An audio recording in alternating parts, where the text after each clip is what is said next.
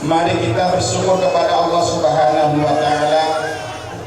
Oh ya, yang saya sebut yang terhormat keluarga besar Bapak Sutikno beserta keluarga yang punya hajat pada malam hari ini.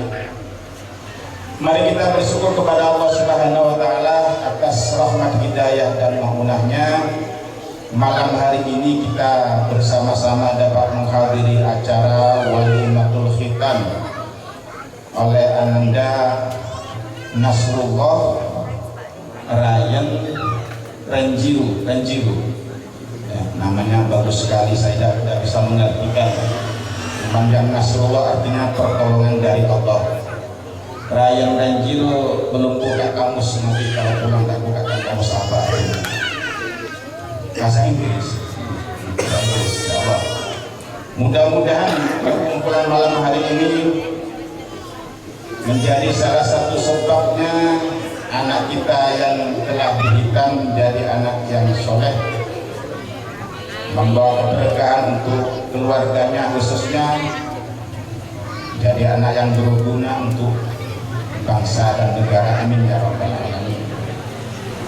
Salawat dan salam kita haturkan hari junjungan Nabi besar Muhammad sallallahu alaihi wasallam. Hadirin wal hadirat rahimakumullah. Pada malam hari ini sesuai yang disampaikan oleh pembawa acara tadi, yaitu tausiah tentang hikmah Walimatul Khitan. Sebagai orang tua, saking dari pinginnya punya anak yang soleh, saking dari pinginnya punya anak yang selamat, saking dari pinginnya punya anak yang sukses dunia sampai akhiratnya nanti, ini orang tua selalu mengadakan yang namanya selamatan. Mulai dari kandungan 4 bulan diselamatin, karena kandungan 4 bulan itu yaitu dimana Allah Subhanahu wa Ta'ala merintah malaikat untuk ditiup ruh. Sudah ada, bukan hanya jasad 4 bulan itu, sudah ada ruh di situ. Umur 4 bulan kandungan sudah diselamatin. Bahkan umpama gagal, tidak jadi lahir, 4 bulan atau 5 bulan sudah keluar duluan itu bayi. Namanya bayi apa? Kalau keluar duluan prematur. Prematur. Jadi wong Jawa keluron, bayi keluron. Durung bayi itu metu bisik. Umpama pun gagal 5 bulan gagal, itu orang tua masih sunat mengakekon.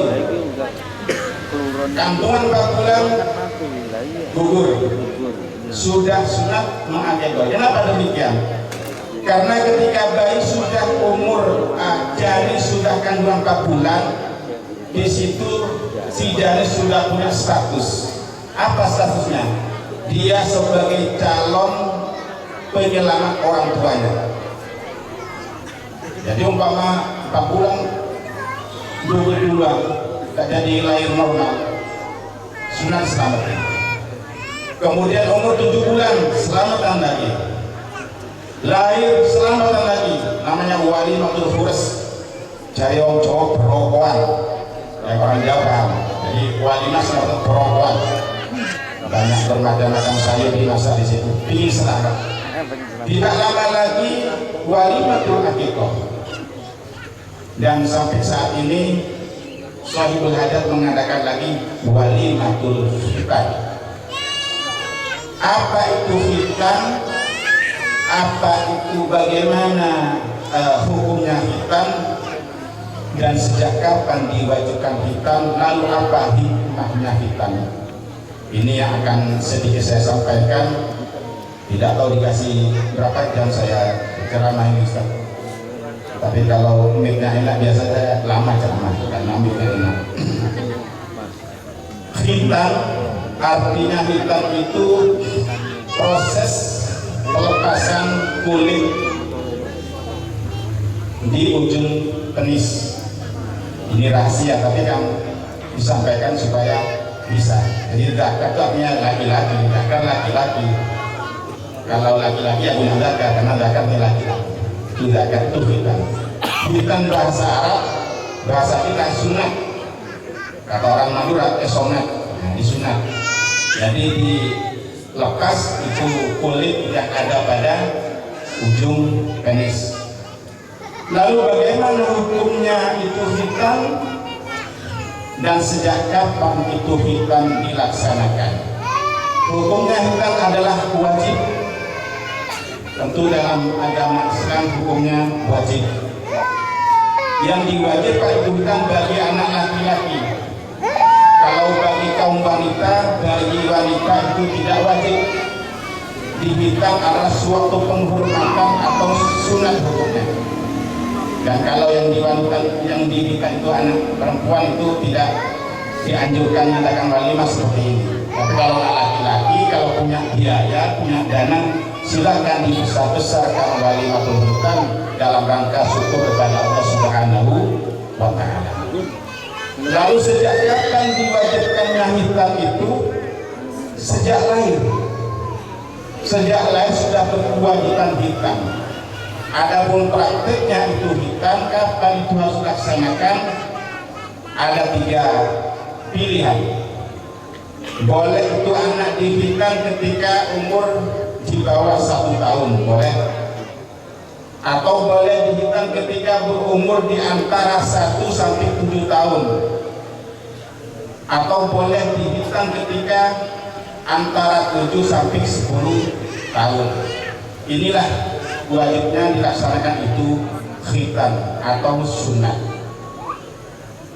Jadi jangan sampai menghitam anak itu ketika sudah umur 12 ke atas. Yang akan menghitam mikir-mikir dokternya, ini kalau dihitam malah ngamuk nanti kan bahaya. Sama dengan kalau kita akikah, itu punya anak di akikah sunatnya aslinya ketika umur 7 hari. Toh potong rambut. Tidak bisa umur 7 hari ketika umur 14. Tidak bisa 14 belum ada rezeki, umur 21 umur 21 hari baru di akikoin dan potong rambut. Kalau tidak 40 hari nggak apa-apa, namanya selatan. Tapi ketika sudah berumur 12 tahun kok baru di akikoi, minta dipotong rambut. Ini suruh potong sendiri kerangkas, kurang potong rambut sana. Kita mikir-mikir juga mau potong rambutnya kalau sudah berumur 12 tahun. Jadi itulah para hadirin. Nabi Muhammad SAW lahir di kota Mekah tanggal 12 Rabiul Awal tahun Gajah. Kalau Masehinya lahirnya Kanjeng Nabi itu tanggal 22 April tahun 571 Masehi. Ketika beliau lahir umur 7 hari oleh mbahnya, kakeknya Abdul Muthalib dihitam beliau. Jadi kalau Kanjeng Nabi dihitam itu ketika umur 7 hari sudah dihitam. Nah kadang-kadang kita ini orang tua tidak tega. Malah kata dokter yang paling bagus itu menurut penelitian ketika berumur di bawah 1 tahun itu sudah harus dihitam. Itulah hukumnya hitam, wajib pelaksanaannya tinggal pilih, tapi jangan sampai melewati umur 10 tahun kalau bisa. Saya punya anak saya banyak, anak panti. Mereka datang sekitar 20 orang. Beberapa hari kemudian saya tanya, sudah dihitam semua belum? Ternyata masih 3 anak yang disunat. Itu anak panti. Ya tentunya kalau sudah masuk panti kan 12 tahun ke atas, mau masuk SMP, ternyata juga belum dihitam. Jadi seorang gurunya banyak tanya bagaimana kondisi muridnya seperti apa. Kita tanya, sudah dipotong belum dong tadi? 3 orang belum dipotong. Alhamdulillah saya ngambil teman dari Satgas, dipotonglah itu anak umur 12 atau 13 tahun baru dihitam. Hadirin rahimakumullah. Lalu apa hikmah dari hitam? Hikmah itu artinya faedahnya itu apa sih di hitam itu? Ya banyak. Menurut penelitian secara medis banyak hikmahnya. Di antaranya lebih menjaga kesucian. Karena kalau belum dihitan, belum dikupas itu kulit ujungnya itu, di situ akan menimbun najis. Perhatikan. Jadi kalau umpama ada anak kecil di bawah umur ikut masjid, kita sedang at-tahiyat, dia duduk di pangkuan kita, dia belum sunat, itu ada yang mengatakan batal kalau tidak sedang disingkirkan. Kenapa? Karena anak tersebut masih menanggung najis. Itulah hikmahnya. Hikmahnya, jadi lebih menjaga kesucian. Dan juga hikmahnya adalah diantaranya bisa menghilangkan infeksi menular. Itulah dalam Islam. Jadi ada hikmah di balik kewajiban, ada juga hikmah. Dan juga hikmahnya tentunya akan menjadikan kecerdasan itu anak sendiri. Ketika dihitan, insya Allah anak itu akan semakin rajin beribadah.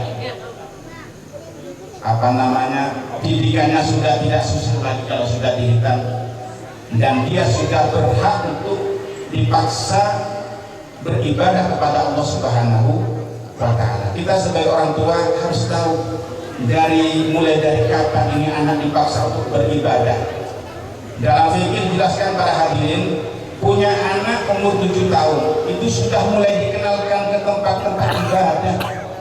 Punya anak kecil 7 tahun dipersilakan diajak untuk ke masjid, di tempat ibadah, diberikan sarung. Kalau anak kecil, anak cewek ya diberikan, mungkin anak kecil diberikan jilbab gitu.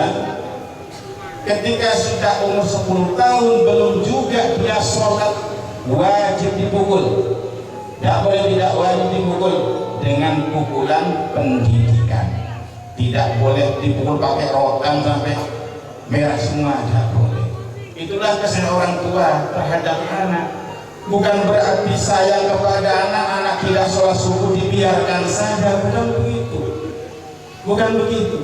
Punya anak kalau sudah berkewajiban ibadah, dia belum balik, tapi sudah harus diajarin ibadah, karena itu anak sebagai investasi atau tabungan akhirat bagi orang tua. Itulah yang dimaksud anak punya status menyelamatkan kedua orang tuanya, mulai dari alam kubur, mulai dari alam barzakh, mulai dari dunia sampai ke alam akhirat. Anak soleh yang mendoakan kedua orang tuanya. Hadirin para al-hadir rahimahullah. Jadi zaman sudah akhir. Mari kita pandai-pandai bagaimana cara mendidik anak. Digodok itu anak dengan pendidikan. Tidak bisa diajarkan sendiri, ajarkan, dipasrahkan ke pondok, pasrahkan ke tempat-tempat belajar, agar supaya itu anak jadi anak yang selamat. Jangan sampai kita semua kalah dengan orang tua gara-gara perkembangan zaman. Anak sudah layaknya diajak ibadah, dan selesai dengan mainan HP. Banyak orang tua saat ini perebutan HP kalau anak IDW. Banyak terjadi para hadirin. Jadi anak itu kalau dituntun kemauannya saja, kita ini akan menjadi seperti apa? Padahal tujuannya dari selamatan ini supaya jadi anak yang soleh. Boleh mainan HP, tidak bisa dipungkiri perkembangan zaman seperti ini, tapi bagaimana kita bisa mengendalikannya? Itu anak mainan HP, jangan sampai ketika sudah waktunya sholat anak mainan HP, dibiarkan saja, orang tua akan berdosa.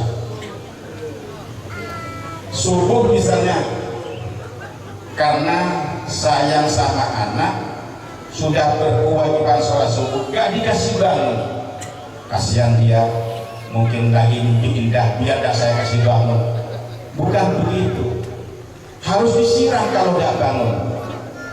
Kenapa? Karena kalau gak bangun subuh kan takut nanti kena siksa dalam api neraka.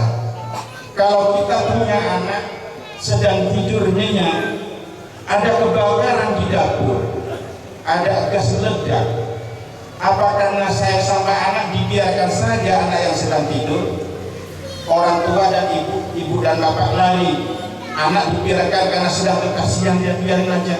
Sementara di dapur kebakaran, apakah begitu kira-kira? Pastinya tidak.